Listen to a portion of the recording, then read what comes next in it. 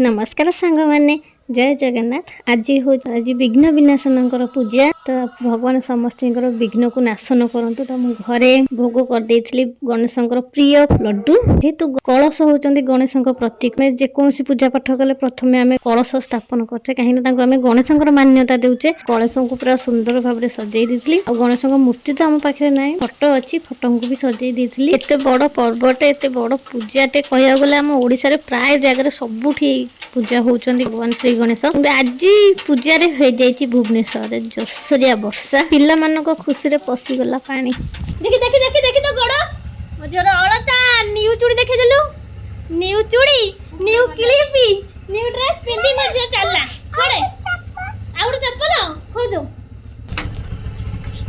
चलला मजे आसिला भाई के आनी के स्कूल रो फोटो उठो मजे चलला गणेश पूजा देखी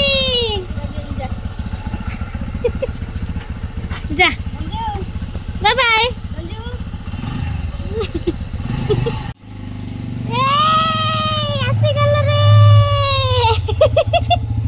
धनिया भोग कहीं